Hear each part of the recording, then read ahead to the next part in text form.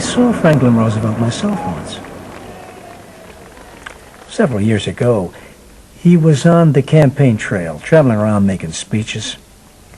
And I thought he looked mighty fine up there on the platform. He was all friendly and self-controlled. I said to myself, he's got my ticket. In October 1932, Franklin Delano Roosevelt toured America, campaigning for the presidency. In the face of the worst depression America had ever known, he offered hope, promising a new deal for the American people. "We have nothing to fear," he would say, "but fear itself." But how successful would his New Deal prove in tackling the challenges ahead?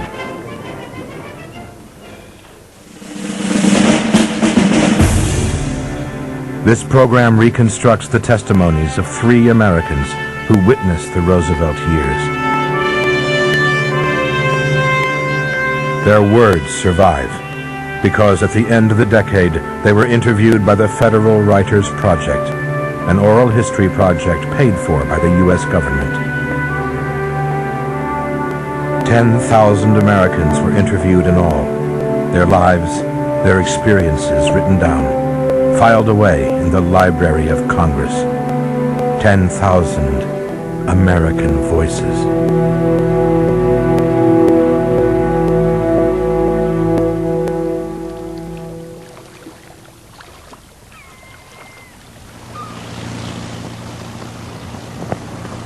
This is Newburyport, Massachusetts, a coastal town north of Boston.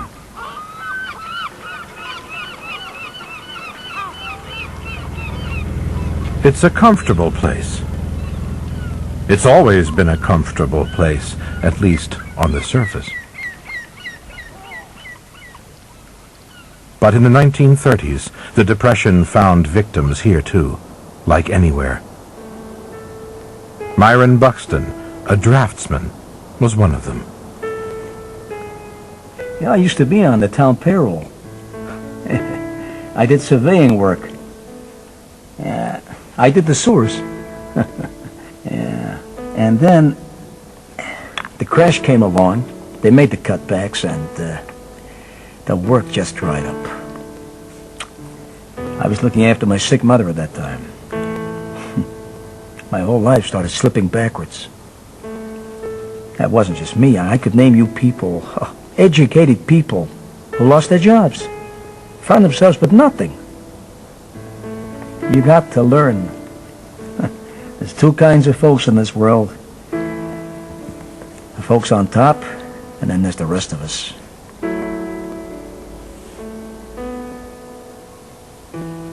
In early 1933, when Roosevelt came to power, there were 13 million unemployed in America.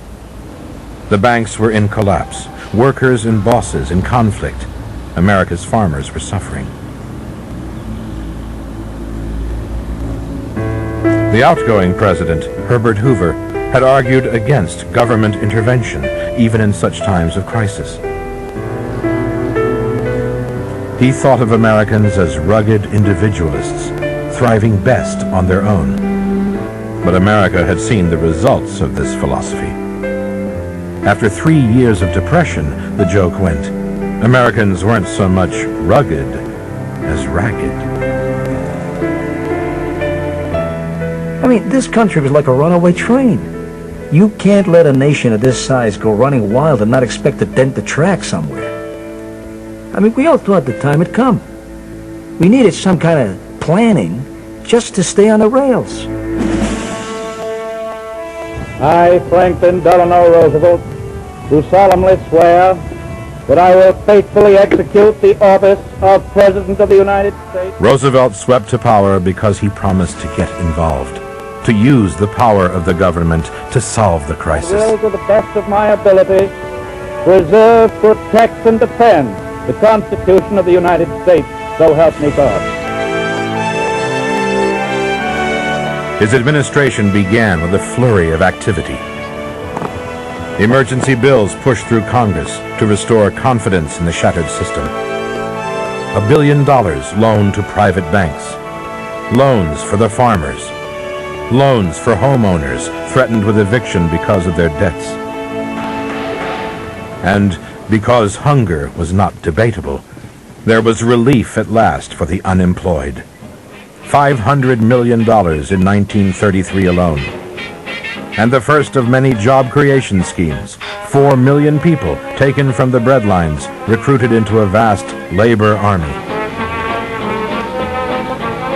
Under military discipline, they exchanged civilian life for work in the national parks. In return, they received $1 a day. Exactly 8 o'clock. Say, where's my other sock? I've got a job, so help me, Bob. I've got to get up and go to work. Must be there on the dot. I hope my coffee's hot. Bring on those eggs, those scrambled eggs. I've got to get up and go to work. Within 3 years, New Deal agencies employed 8 million Americans on public works projects. In Newburyport, Myron Buxton found work locally with the WPA, the Work Projects Administration. It was they who built the wall around the town cemetery. It was they who planted the trees, giving shade to the main street. Many of the sidewalks in the town still bear their mark. Myron Buxton was based on the first floor of this building on Federal Street. This used to be a fire station horse house. The smell's not too bad, as long as you don't go opening that trap in the floor. This is where the boys come each day for the work roster. Sometimes it's not much on, maybe shoveling leaves or shifting rubble for some building contractor, but sometimes we have a project on, like the high school, which everybody around here is so proud of. Brick by brick, we built that. Didn't cost the city a cent. In all, across America, the WPA built 116,000 buildings, 78,000 bridges, and 650,000 miles of road. In part, the idea was economic. If you give people work, they have money to spend, so the economy gets moving. But also, Roosevelt believed in the dignity of labor. He knew how unemployment dragged people down. He saw it as the government's duty to provide the means for people to earn their keep.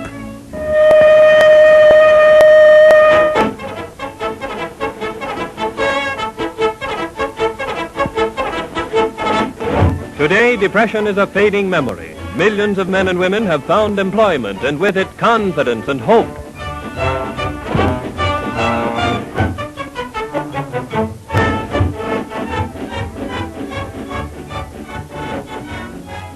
What Roosevelt had begun, and what people responded to in Roosevelt, was a new kind of government. One that allied itself not with big business, but with what Roosevelt called the little man, the one-third of a nation ill-housed, ill-clothed, ill-fed. His fireside chats, radio broadcasts to the nation, became a symbol of the New Deal itself. The American government was no longer remote, aloof. Now it was connected, involved, concerned with the welfare of each and every citizen. I like to think of our country as one home in which the interests of each member are bound up with the happiness of all. We ought to know by now that the welfare of your family or of mine cannot be bought at the sacrifice of our neighbor's family. That our well-being depends in the long run upon the well-being of our neighbors. The good neighbor idea needs to be put into practice in our community relationships. One testimony in the files of the Federal Writers Project describes a WPA worker from Asheville, North Carolina. Every day she'd walk 8 miles up into the mountains. Her job was to bring the vision of the New Deal to some of the most remote of all America's poor. Her name was Nanny Carson. I reckon my supervisors told you about me. They like to tell how I walk every day to teach some illiterates. There's a whole community living on a ridge. They're very poor, and they've intermarried until they're all kin to each other. The main family is the Hackles, and the name of their settlement is Hackletown. The mountains cut Hackletown off from the good farming sections, and the highway and the roads going into it are so bad that the school buses can't get within 3 miles of it. So the people are real degraded, real ignorant and suspicious. I mean, they don't live that far from my home here in Asheville, but, you know, they're just plain wild. The Hackles of Hackletown didn't owe their poverty to the Depression. Life here in the backwoods had not changed much for decades. And these were proud people, fiercely independent. They hadn't asked for help. For Nanny Carson to barge in here didn't just show courage. It showed how seriously this New Deal government took its obligations. I'm a mountain woman myself. I've never been one to be stopped by hardships. But I'll confess, the first time I visited the Hackles, I was so nervous. The woman, Rena Hackle, was out in her yard. When she saw me coming, she ran inside, shut the door. When I knocked, she opened the door just a crack. I could see how her teeth were all blackened with snuff. The air was foul inside. I almost choked. Her children, they were just crying out for medical attention. Didn't get very far that first day, but I kept going back, kept on being friendly. I was able to show her how to clean the children's sores, treat the burns. By and by, I got her to wash and mend their clothes, clean up her house, let some air in. I've been teaching her to read.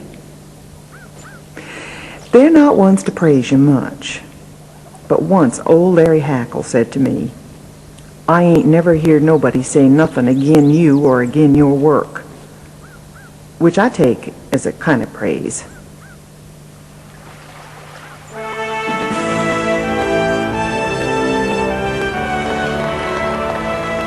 In 1936, Franklin Roosevelt was re-elected with a larger share of the vote than any president in over 100 years.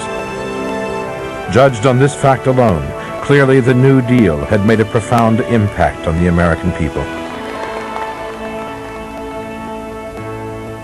But what impact was it making on the Depression? Unemployment still stood at 9 million, creeping back to 10 million by 1938. It seemed, despite the vast expense of the New Deal, it was failing to kickstart the stagnant economy. And already, an anti-New Deal backlash had begun. Congressmen representing the individual states had begun to question whether the New Deal didn't give central government too much power. They feared the New Deal threatened age-old American principles of free trade and competition. The Supreme Court ruled on aspects of New Deal policy and judged it unconstitutional. One of the most controversial of the New Deal agencies operated west of Asheville, over the Appalachian Mountains in Tennessee. Here, the Tennessee Valley Authority, formed in 1933, was spending vast amounts of public money building a series of massive dams, controlling the turbulent Tennessee River, and ending years of flooding and topsoil erosion.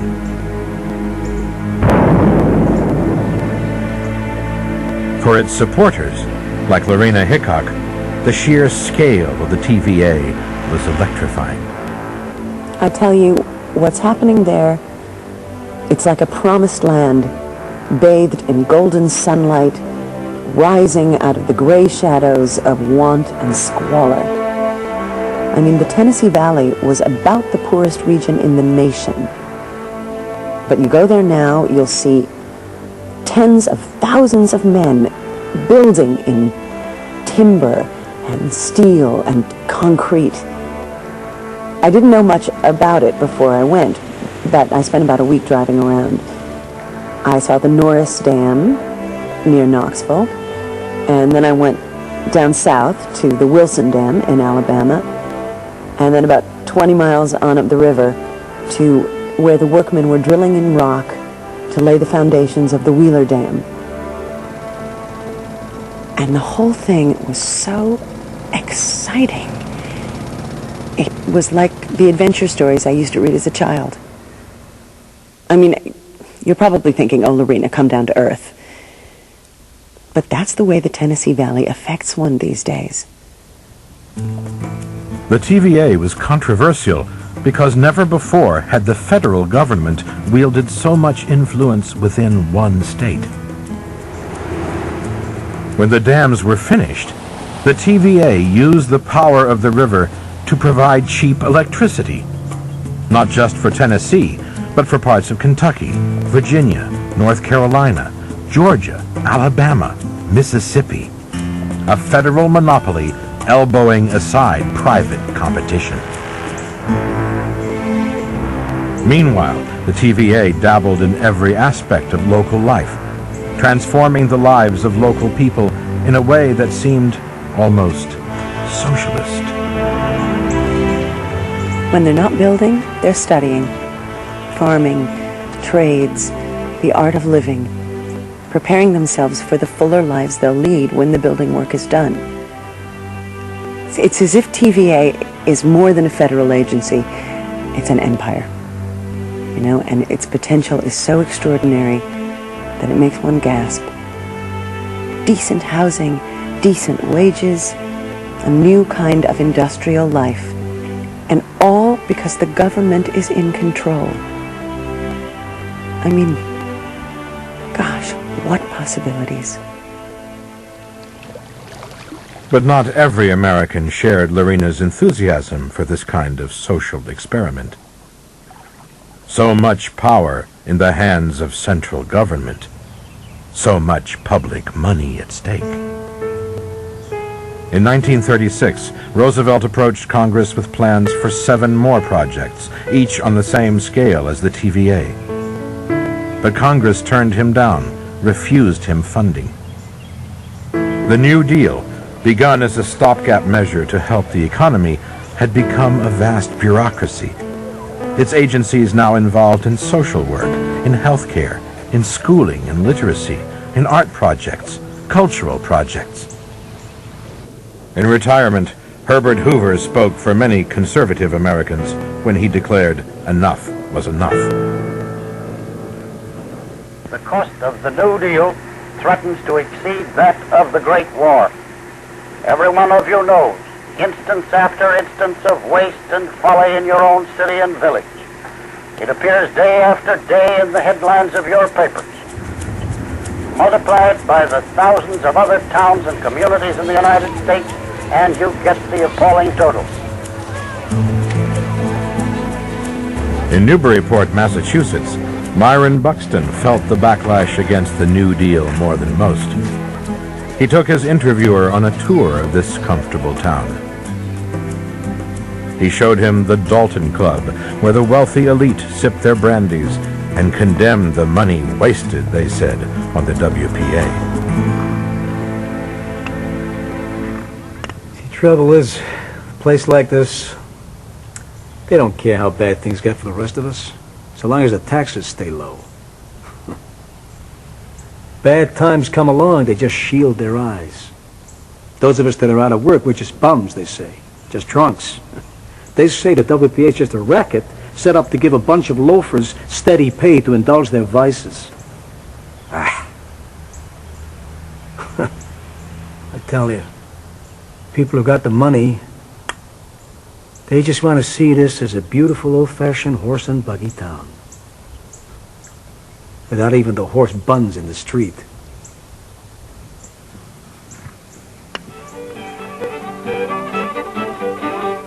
It goes without saying that Roosevelt wasn't a socialist. He wanted to save capitalism in America, not undermine it. So in his second term, he bowed to public pressure. He changed the tune of the New Deal, reining back the excesses of the early years. The WPA found its numbers reduced, angering those who depended upon it the most. America found herself asking the old question: whose responsibility were these unfortunates, the nation's or their own?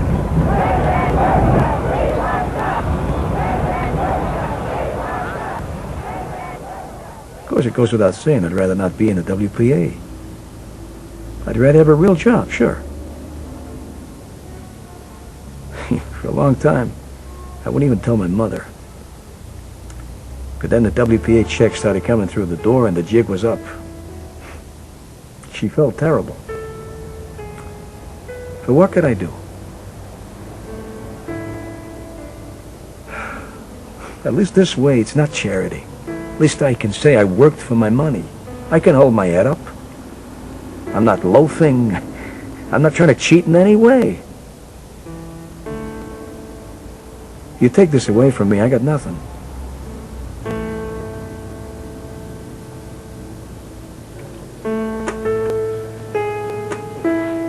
As it turned out, it wasn't Roosevelt that ended the Depression, but the Second World War. A war which mobilized the nation, the fight against Japan and Nazi Germany, reducing unemployment as Roosevelt never could. Franklin Delano Roosevelt was never voted out of office. He won an unprecedented 4 elections and died in 1945, just 1 month before final victory in Europe was won. His legacy divides America to this day. The welfare system, the tax burden on the rich. American politicians still argue the balance between hands-on government protecting the poor and a hands-off government respecting the liberty of the individual citizen.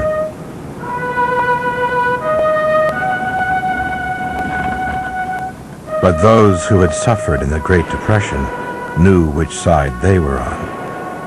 As Myron Buxton reflected back in 1938, they had much for which to be grateful.